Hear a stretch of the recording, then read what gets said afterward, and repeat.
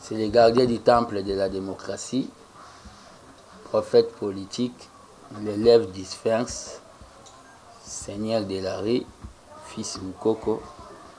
Naza na honneur lelo ya kobenga bino après beaucoup de jours pour na kosa la communication oyo lelo. Na olobela moi ba point ebele, mais na ba point ebele wana, je profite de cette occasion pour dénoncer situation d'enlèvement par des éléments militaires incontrôlés au basalaki na domicile familial place Nazalaka en créant au babengi ba dégâts, attentat aussi à violer les enfants sous tutelle au basalaka nangai pe boakaki au babengi ballonnette na kati ya petite voiture nanga baforçaki yango eza automatique, bazwi bakasi paraprise eza libanda bomona bazwi batterie na dénoncé yango en attendant que enquête salama. Et c'est pour cela aussi je tiens à dire au président de la République qu'on doit renouveler l'armée, parce que l'armée que nous avons aujourd'hui est armée ya Obabengi. On a pris les rebelles d'ici, on a pris brassage, donc armée à brassage, il y a mon créé des dégâts. Donc je dénonce cet acte et je dis naba commanditaire, comme j'ai eu l'habitude de le dire depuis les pères, que na kufa kala na zelaka napola. Donc muto azane bembe, est-ce que Robanga souko kufa? Je ne crois pas. Laissez avec vos intimidations là. Nazwa déjà vaccin contre la peur et la mort, ils une étape de vie. Nous continuerons toujours à parler pour le Congo, à parler toujours la justice, même si on est dans la misère comme tous les autres Congolais. Nous continuerons toujours, donc ça ne sert à rien. Boyaki, Obo Salaki, c'est condamnable par la loi. La justice va faire son travail. Narolobela sous lelo, makambo était la crise actuelle, dit la guerre, il y a Russie et Ukraine, où ils ont frappé le monde partout. Bazo mon a bengi pénurie, il y a carburant, chaîne, na station. Ils ont carré à Congo. Nous faisons ce qu'on appelle la communication facile pour expliquer aux gens. Les gens n'ont pas besoin, il y a la communication dans la langue de Voltaire. Biso tolingato kota batu ti na o babengi moi l'épinière, to expliquer batu. Bana Congo, crise bozomo na ya carburant, ils a dit na guerre ezo salama et pas ba mindele kuna.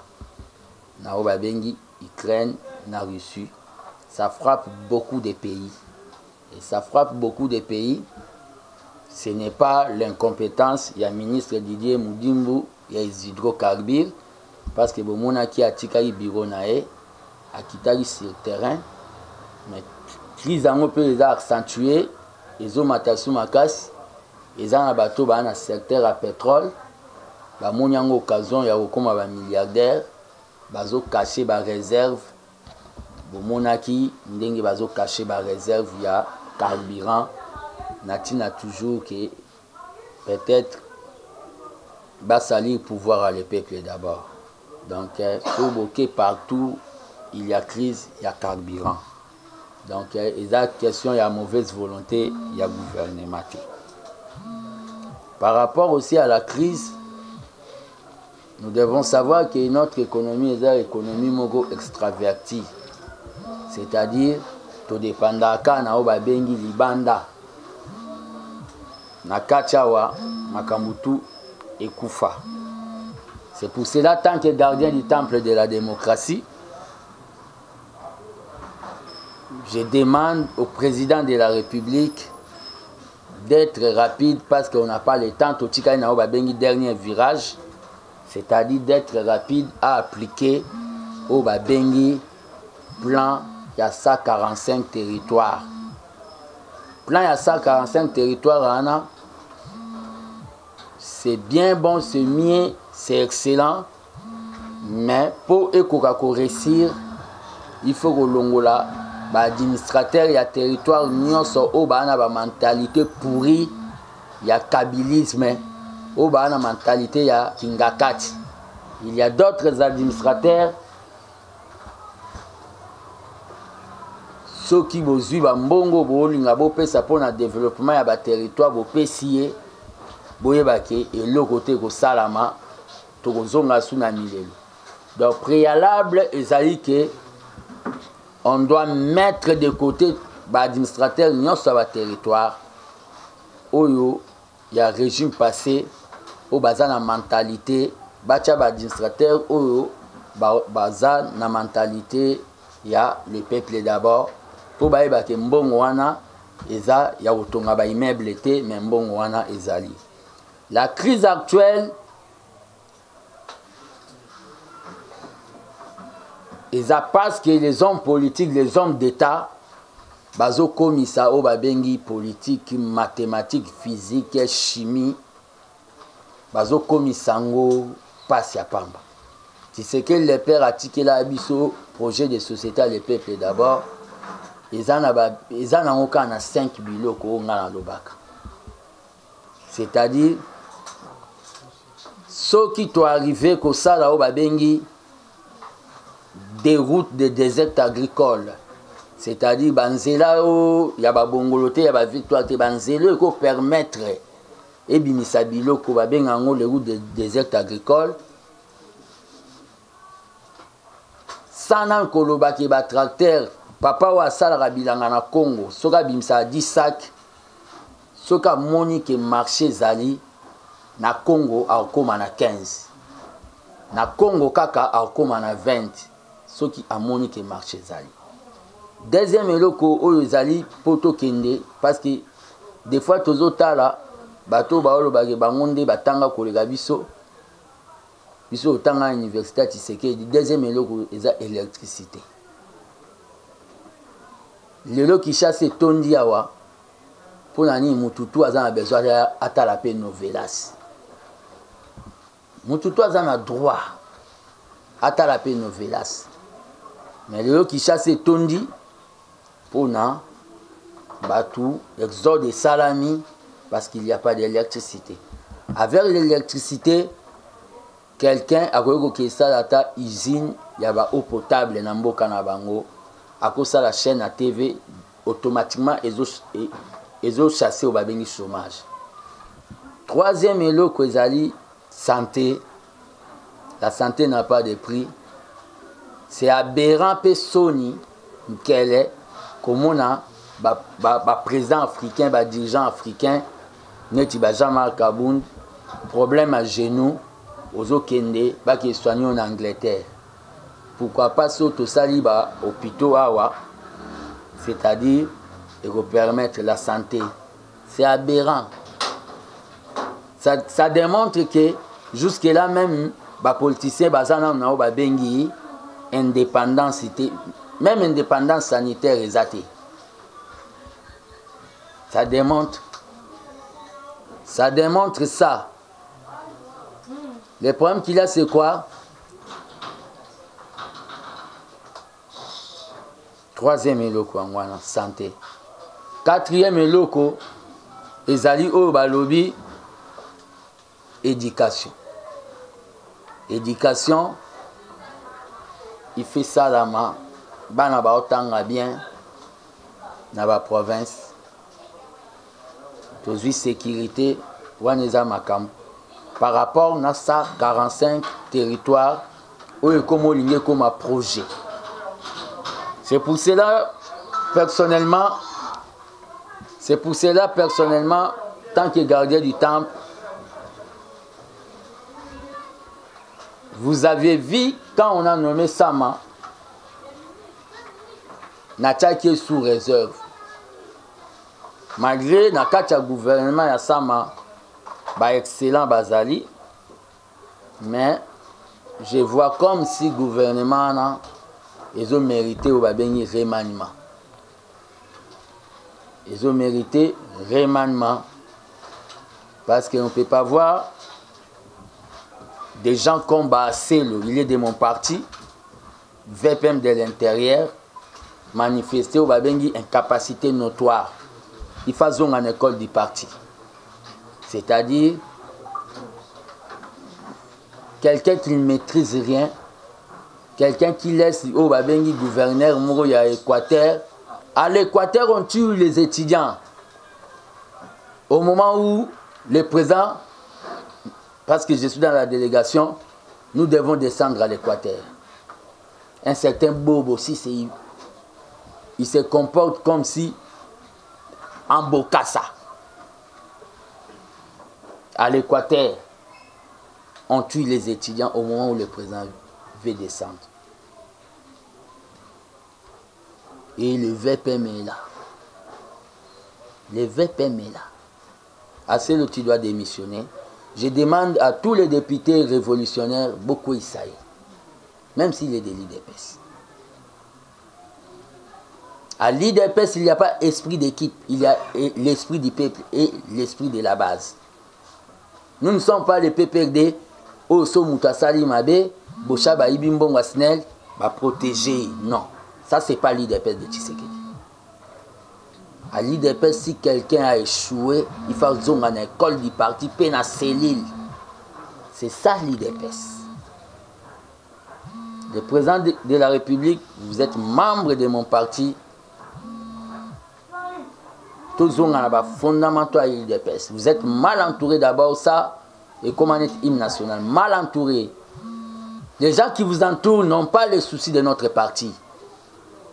Parce que Bamela Bagazité. Nous avons les soucis de notre parti. Le col à moi sur Télémaki Libosoa Salomon, Babiba Pasola Moana. Parti national Lingé Koufa, tous en a souci nango. Babiba Pasola Moana. Habite Bopé Sayata. Batumsou Baba Pasolé pour Bana souci nango. Ce sont les gens qui vous entourent. Ces gens-là, demain, si ça va mal, ils vont prendre l'avion.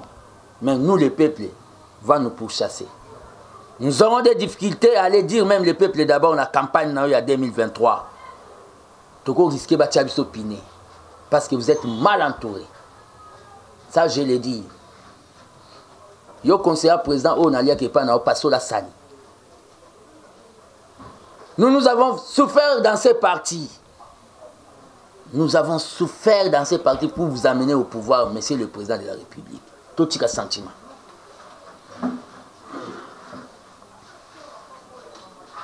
Il y a des choses qui se passent au Katanga, au Babengi, le tribalisme est boti. Mais dans votre cabinet là, il y a des Katangais. Ils ne peuvent pas descendre là-bas pour aller calmer cette situation. Ils sont là seulement dans des postes. Ça nous met mal à l'aise. Toujours murmurer chaque jour. Mais c'est parti. Et coup faté. Nous avons donné notre jeunesse dans ces partis. Toi, on a parti M. Toro Kendete. Le trafic d'influence au conseiller nos bateaux sala. Devant notre pouvoir, il y a 100. Autres on a passe. Il y a un sacrifice, il y a un handicap. Ils ont interpellé au monsieur le président. Tous les banques qui étaient pour Tobomba à Kaka. Ils ont empêché même comme parce que nous allons que na feeling na biso. Notre pouvoir devient un pouvoir. Il y a un sentiment. Jean-Claude Van Damme, c'est quoi dans les marmites des Congolais? Conseil, il y a Wenge, il y a Kala, il y a Jibé Nabawera. C'est quoi dans les sociales des Congolais? On y a loisir. Je dois vous le dire. Moi, je ne suis pas là pour dire Fatih béton, non. Je dois vous le dire, monsieur le président. Comme on nous empêche de venir vous le dire, dans la cité de l'Olia, on doit appeler la presse pour côté là, au Tinanda, pour nos places, Bozana, Maman Denis.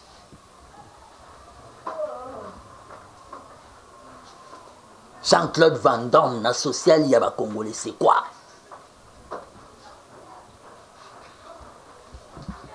La crise actuelle, on doit remanier le gouvernement Sam.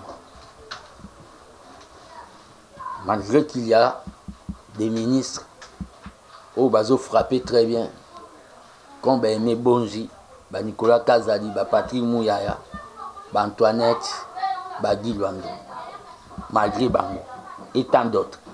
Mais les autres là, le gouvernement au Babengi d'éléphants. On doit réduire les trains de vie. On doit réduire les trains de vie des institutions. Ils en ont tardé. Ça, c'est par rapport à la crise. Tout bazo souffrir. Bimakata na camouflage. Bimakata na camouflage. Au moins à degré bato bazo souffrir. Nous habitons les townships, nous habitons les banlieues. Tous au monde en degré bato bazo souffrir, tous au vivre souffrance. Qu'on vous trompe pas. Au macroéconomique indice, indice nanzungu ya ba mama ya ba congolais, ils ont mon anate indice économique, ils ont mon anate. Par rapport à l'IDPS, j'ai entendu un monsieur qui s'appelle Kabouya.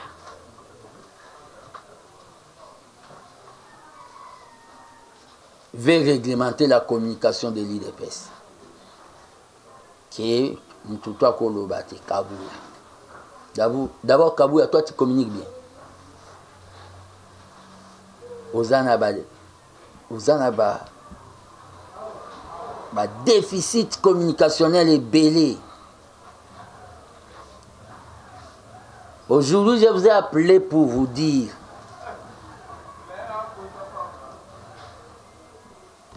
Kabouya doit suivre son maître. Kabouya doit suivre son maître Kabound. Et Kabound à toi aussi. Je ne t'avais pas dit que Kabouya la Rao Babengi corbillard, il y a haut cadre. Kabouya a induit Mavoum en erreur. Il a induit beaucoup de gens en erreur. Très chers combattants, pour qu'on sauve ces partis, Kabouya doit quitter. Doit quitter les partis. Les postes. C'est un incapable. L'IDPS n'a pas besoin d'aller faire la redynamisation au Kasaï. Kuna tozoa yango déjà Kasaï wana. L'IDPS n'a pas besoin d'aller faire la redynamisation au Congo central. Na Congo central, Moutouami Toumbale va tricher l'élection en 2011 à Tshisekedi.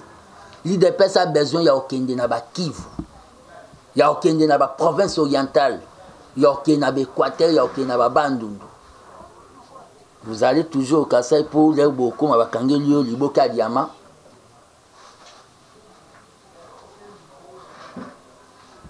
Incompétence notoire. Ça reste toi. Tu dois quitter les choses avant que les choses vous quittent Kabouya. Nana otanga ke Moussa Kangangai. Le 17 mai à Koti, le 20 mai à Kanginga. Yo tangi la biso na histoire parce que nous étions des combattants. Na unita mutaza combattant o akoi sara mingi o abomara mingi. Biso za oyo bakangama mingi. Il y a une place bakanga yo ata en détention moko boye. Kabouya. Toi tu es combattant. Les combattants sont clochardisés. Vous, bozo zouaba poste ba combattant bote kango. Bozo importer bande konabino. Ba combattant bazaka pendant les pouvoirs égal avant les pouvoirs. Na bino pe ba combattant. Mwana buta. ata bazwi mbwa bokomo benge chien méchant bobando bete chien méchant na bino pe ba combattant mutu toko betela maboko aza moko na moment aussi yo na fati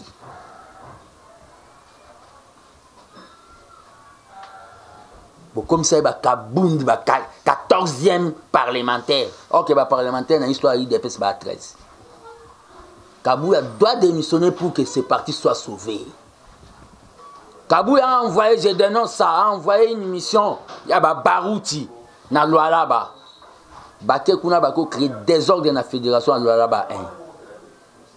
Puis ba touché par l'autorité, il y a Lualaba, $40,000. IDPS. Parti non corruptible. Donc, aux autres, ça va tout ordre de mission pour voyager. Kabouya yo comme benga parlementaire debout, mais tout ça va bien te.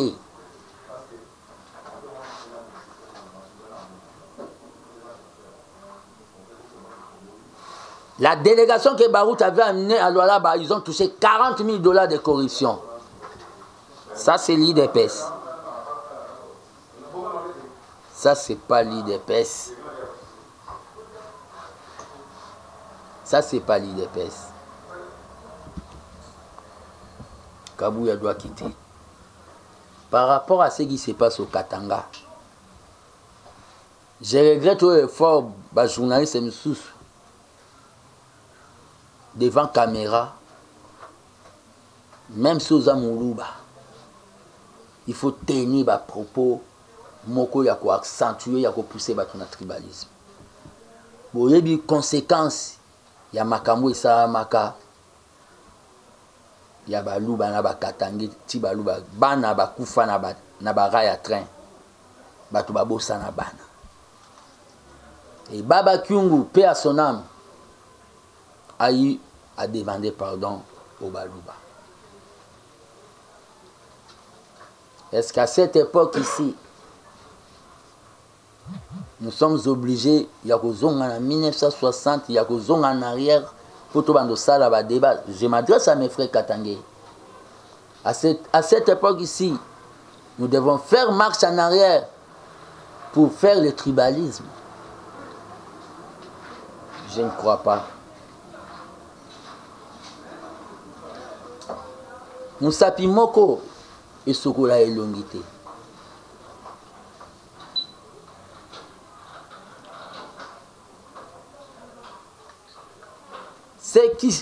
Ce qui se passe maintenant au niveau du Katanga, esprit tribaliste et lingui, et surgir. Est-ce que Kocha Amia Baba à l'aise?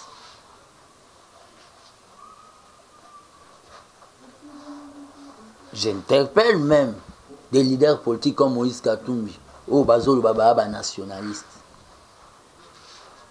Cette situation vous a la Minokwe Kangami. Les Guiléniembo, le directeur des cabinets, même les Guiléniembo du cabas du président, vous êtes Katangé. Pourquoi pas, vous pouvez dire à nos frères Katangé que peuple Katangé, le président vous a privilégié. Son directeur des cabinets, c'est un Katangé. Le premier ministre, c'est un Katangé. Parmi ses conseillers influents, ce sont des Katangé. Qu'on ne vous incite pas à nous faire marche en arrière. L'homme a toujours besoin d'un homme.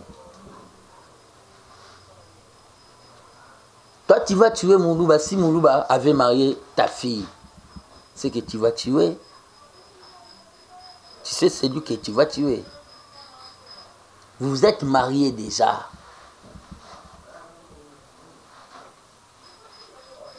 Le Congo n'est pas le Congo des autochtones. Le Congo, le Katanga, c'est le Katanga de ceux qui résident au Katanga. Pas qui Sabino a débattu. Je sais que le peuple katangais, c'est un peuple mature. Vous vous êtes mariés déjà vers les Balouba là. Quand vous allez vous entretuer, Vous ne voyez pas que vous allez toucher à votre sang même. Je suis grand, je suis votre petit, je suis votre fils, je suis votre frère. Je vous demande de voir la paix, de faire la paix, s'il vous plaît. Ça, c'est par rapport au tribalisme. En rapport avec les élections,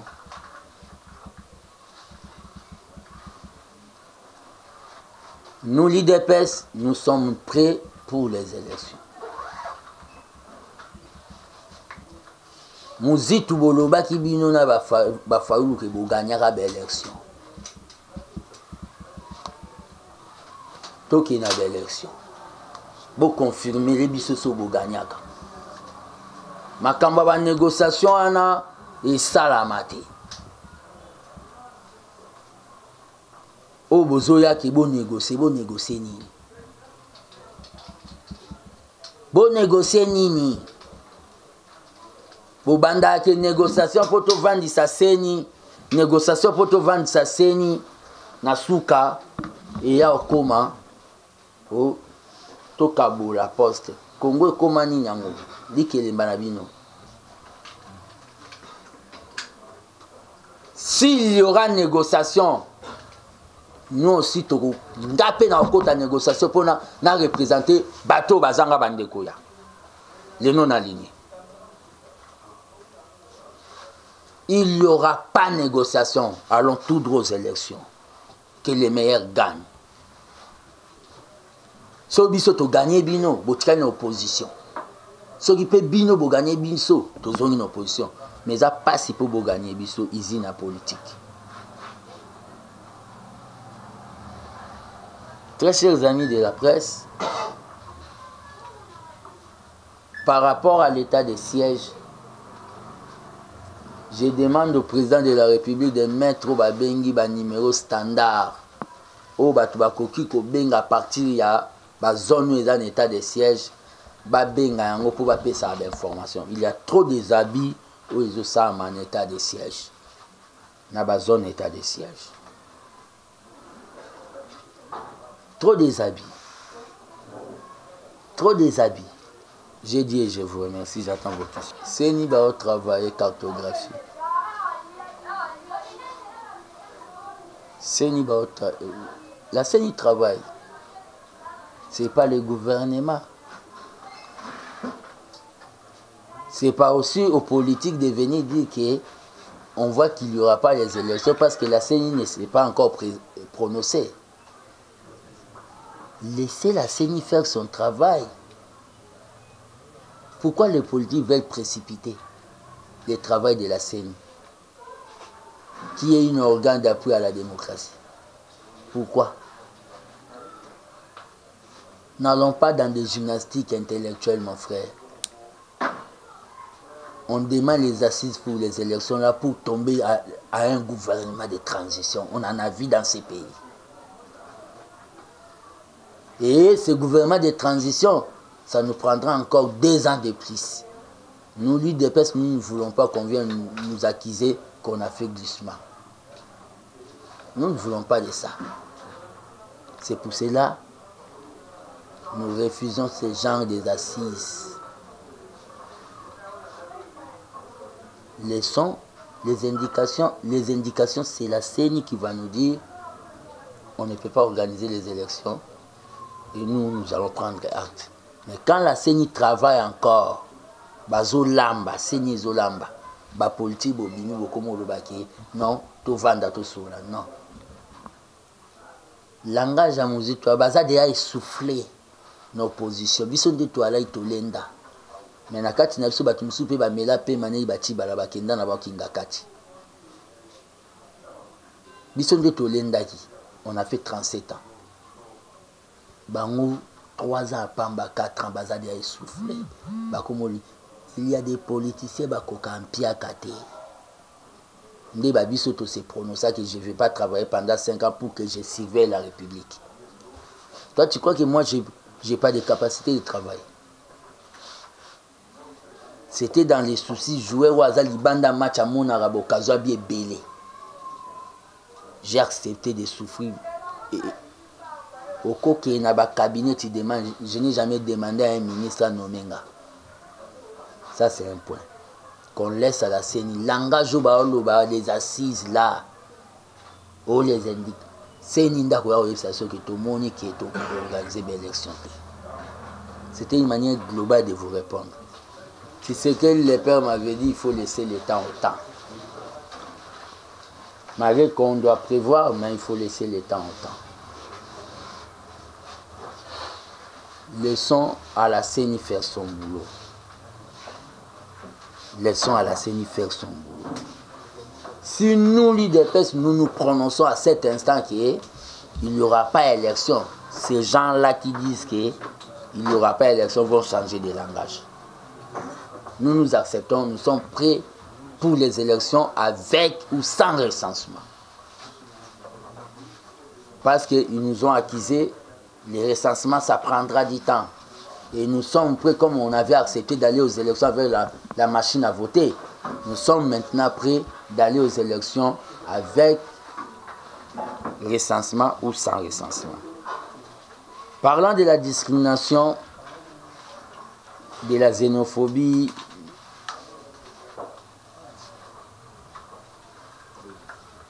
celui qui n'aime pas l'autre.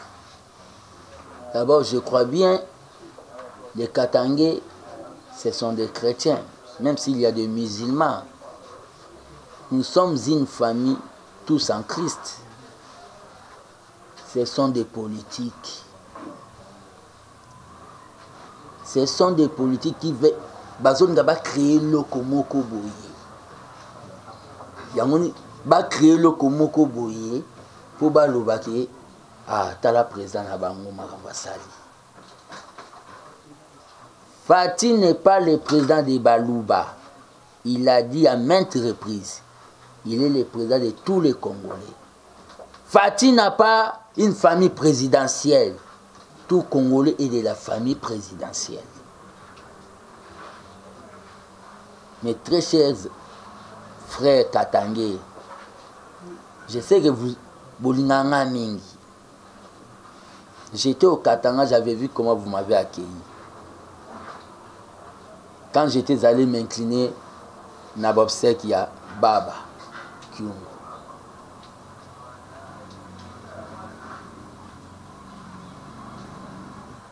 Le tribalisme est là. Le tribalisme est là.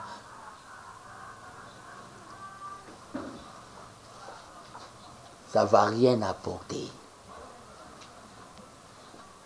Vous allez déshabiller Saint-Paul pour habiller Saint-Luc. Il va encore vous exploiter de plus en plus. Qu'est-ce que vos frères propres Katangais ont fait pour les Katangas? Avec la Gécamine. Vos frères propres, Géraki, ceux qui géraient la Gécamine, ont fait pour les Katangas.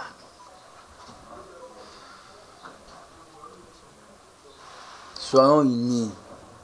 Soyons unis. Ça, ce sont des débats de 1960. Par rapport aux ministres,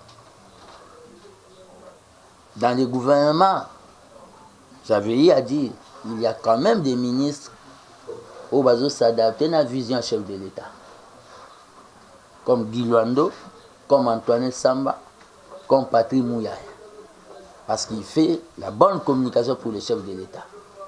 Surtout, j'avais apprécié quand il était allé dans Bengi, à Belgique. Il a dit, nous ne sommes pas venus négocier même centimètre à la République. J'avais beaucoup apprécié. J'avais senti du lumumbisme. Comme Nicolas Kazad. La reprise avec FMI et consorts. Comme Emoe Bonji. Il est en train de décanter. Il y a tant d'autres ministres où peut-être il y a un problème à l'ingane TVT. Mais la majorité des gens là, il faut bazonga comme honoraire. C'est-à-dire on doit remanier le gouvernement. On doit remanier le gouvernement parce que ça ne va pas. à lui-même le Premier ministre qui est Katangé. J'ai dit, le président a privilégié les Katangé par rapport à d'autres provinces. Directeur de cabinet, Guilain Nyembo, Katangé. Premier ministre, Katangé. Des conseillers influents des Katangé. Pourquoi on doit venir vous inciter? C'est votre pouvoir. C'est votre pouvoir. Pourquoi je soutiens Richard? Je soutiens Richard pour qu'il y ait paix à Lualaba. Mais je soutiens Richard non pour enterrer Fifi Masuka. Malgré que dans mes précédentes sorties, j'étais contre, hein, parce que la politique que la dame Fifi Masuka voulait donner, c'était la politique des hautes toits que je m'y mette. Je soutiens Richard.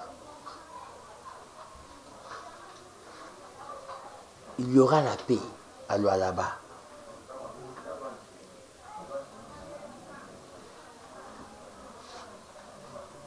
Il peut amener quelque chose dans l'union sacrée, dans la zone Katanga. C'est pour cela que je le soutiens. Et les gens vont dire il est du PPRD. Tout le monde du PPRD n'est pas pour les mal. Il y a des gens du PPRD, ils étaient bazaraki pour na bien, mais le système était mal organisé. Donc, ce qu'on salit bien, le balongolio. C'est pour ça que vous salaté. Babimana kolela. Ah, nga vraiment na bimi vraiment bon na échoué. Je soutiens Richard. Et j'ai dit au président de la République, Fils Mouko, qu'on n'a jamais raté des cibles. Richard Mouach dans l'Union sacrée nous sera très important dans les élections de 2023. Cour de cassation, cour d'appel, c'est le pouvoir judiciaire. Yabisoni Nakati.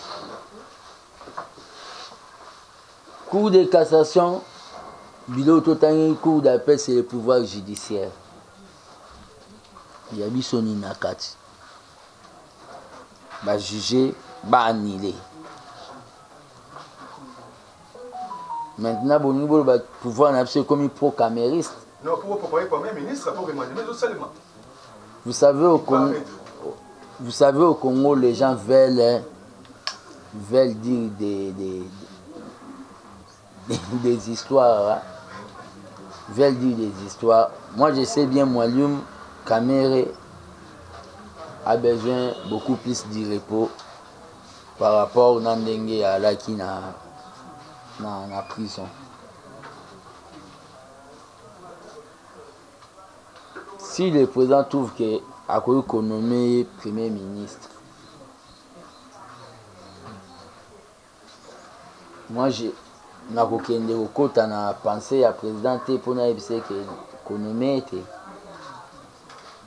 le président a un pouvoir où il y a décider s'il trouve qu'il va nommer quand même Premier ministre. État de siège, personnellement aussi, moi je commence à avoir des réserves. Moi je suis un tissérédiste, je commence à avoir des réserves. Les militaires ne parlent pas trop à la radio. Un militaire parle sur le terrain, mais je commence à voir les autorités militaires trop médiatiques. Trop médiatiques. Comme si Barako Sabiso. Bomba mabe Barako Sabiso. Il y a un domoni na sa proposition batia ba numéro pour peuple pesara. Oh yazo vivre. Gouverneur militaire dans une chaîne de radio. Naoki lobby. Tu es allé là-bas pour arriver à bouter ces gens-là dehors. C'est pas Bandoleka comme un politique dans des radios. Et le gouverneur militaire pour rendre chef dans l'autorité suprême et armée, pas dans des médias. Donc l'état de siège, le chef de l'État aussi, il faut boire à moi clin d'œil. moi doute nango. Donc par rapport à la cour d'appel, si la justice décide, nous sommes un pouvoir exécutif. Un voleur liberté provisoire à Zongi pour la cassation est rejeté. Lobby, Premier ministre. Vous confirmez qu'Amé est voleur? Oui, vous êtes juge. Et la justice en question, c'est ça la question. La justice en question a vu que peut-être il était innocent. Si la justice a vu ça, qu'est-ce que vous voulez que Fatih puisse aller faire? Mais c'est lui le garant de la nation. Non, non, les garants, c'est pas dans ce sens. Vous allez, s'il vous plaît, on ne fait pas un débat, on ne fait pas un dialogue. S'il vous plaît, on ne fait pas un dialogue. Il est le garant de la nation, mais s'il va s'ingérer dans ces histoires de la justice, vous allez l'appeler dictateur. Il est le haut magistrat. C'est tout à fait. Il est le haut magistrat. Vous savez, s'il s'ingère dans ces histoires, il a laissé, lui va prendre acte de ce que la justice va faire. Vous savez, l'autre vient du terrain, l'autre est ici. Il peut y avoir, ils vont harmoniser pour appeler sa point de vue par rapport. La personne qui est sur le terrain et celui qui est ici au Canada. Donc c'est ça. Qui peut parler. Et le gouverneur est venu un peu tard. Patrick Mouya avait déjà parlé. Donc ils vont harmoniser ça. Soyez tranquilles. Par rapport à la réserve, il y a carburant, que j'ai dit Didier Moudimbo et consort. Aux Akinois. Au moment où le commis Moutakei a payé 6 000 francs, bachelier carburant na compétence na bidon. Et ça là. On a auto somba na pesi, au lieu de somba 4 litres na 10 000 francs, na pesi neti 11 000 francs. Bazo exiger 11 000 francs pour bâtir la réunion. Pas si on a des gouvernements décision en sortie. Après, il va priver, va importer carburant. Il faut passer par la CEF. Bon. Ce qui a fait qui s'est dit par monter,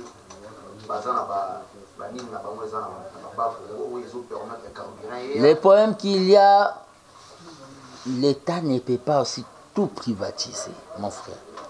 Vous savez que Balobaranabsuna Mwanda, usine, je vous informe, Bandara déjà, et Vanda, il y a raffinerie. Si on laisse à tout le monde, même qu'on soit électricité, et l'État, à l'État nani. L'État libéralisé, le secteur rébellé. L'État a nani. Le problème qu'il y a, c'est quoi? Vous devez savoir. On est en train de s'atteler pour terminer. Peuple congolais, une fois la volonté politique à président, nous sommes là, nous allons combattre les moutons noirs, nyonso baza, pembe na mokonzamboka, na idée tout arriver à réaliser ce qu'on vous avait promis. Au peuple katangé, le tribalisme ne va pas vous enrichir. Vous êtes marié avec les Louba.